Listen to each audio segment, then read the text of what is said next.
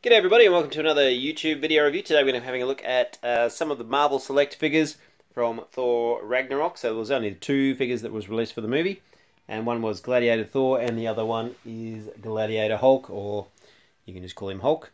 Both Marvel Select figures, they came out in the Marvel Legends range, but I'm a bit of a Marvel Select fan, as you can tell from the top shelf up there. So I like to collect these guys. So we'll have a quick look at the packaging for both figures and then get into the figures. So here's Gladiator Gladiator Thor. I'll hold that there, and if you want to have a read, you can pause the screen. Quite nice. In the back there, you've got an actual shot of Chris Hemsworth in costume from the actual film, and you've got that nice there. Move around to the side there, then you've got some sort of artistic artwork of Chris. Not an actual photo. Then you got your clear package on the front, Marvel Select Gladiator Thor, and that's pretty much it. No artwork through, no comic books to work through. We'll have a look at the Hulk one now. So you've got Gladiator Hulk there. Again, just clear packaging. Nice shot of the Thor Ragnarok from the movie. Hulk in action.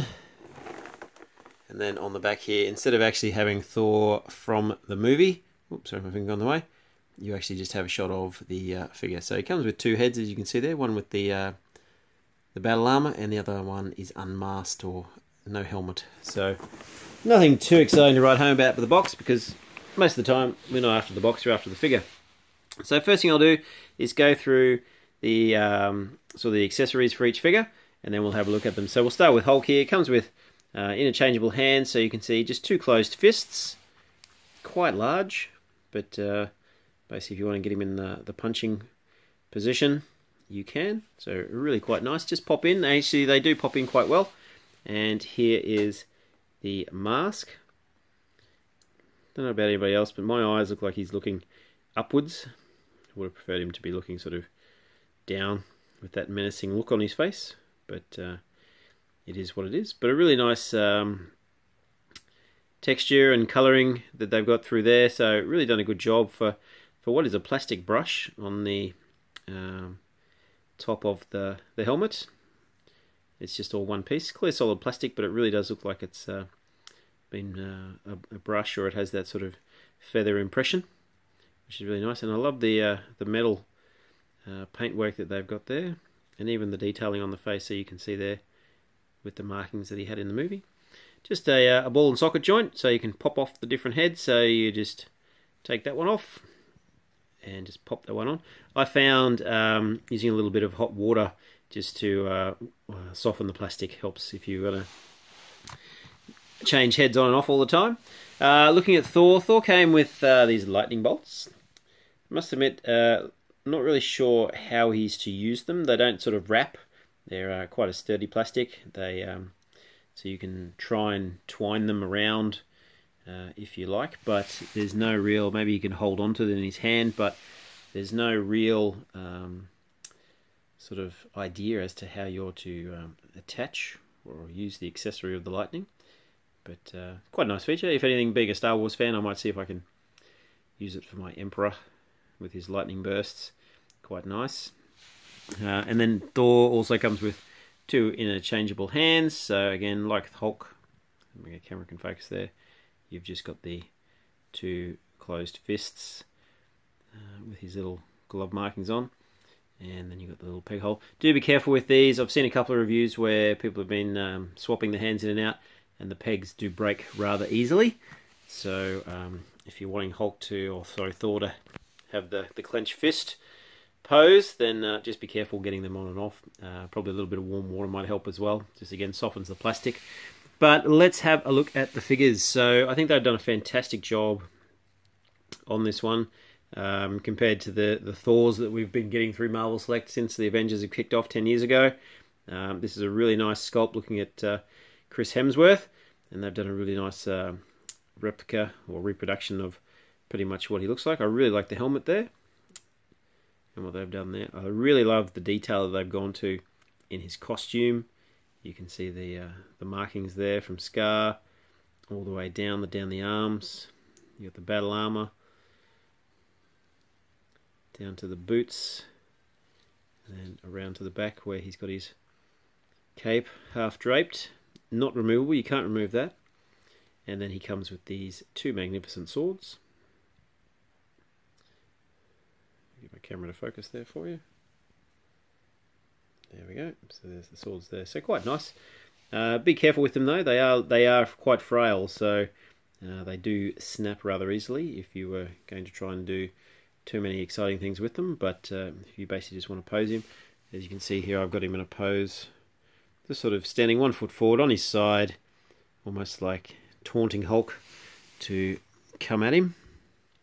And they do stand quite well. This is a bit of a foam top to this box, so it's not a really sturdy base in which to try and stand them on, but trust me, he does stand quite well, as does this big behemoth, who is magnificent if you're a Marvel Select fan, because they've done a magnificent job. Again, not sure if it's just my guy's eyeballs. See if I can get him to focus there. But you can see he's looking up, like in this shot, looks pretty pissed to be looking up at me. But really love the detail, love the markings, the battle markings that he's been sort of painted with, the detailing through down into the axe. You got the nice shading there. So these are the interchangeable hands. You got the two hands there that do allow him to hold quite nicely the weapons. And you got the detailing here through the back with all his armor. They really have done a fantastic job in the sense of creating a real reproduction to what we saw in the movie. Height-wise, Hulk, Thor down here, he's well and truly just around 7 inches tall. Hulk here, I would put him around the 9.5 to 10 inches tall. He is quite big and towers over the top of Thor. Let's see if I can get him to stand there so you can see the two of them there. Thor basically coming up to almost not even to his chest, which is fantastic.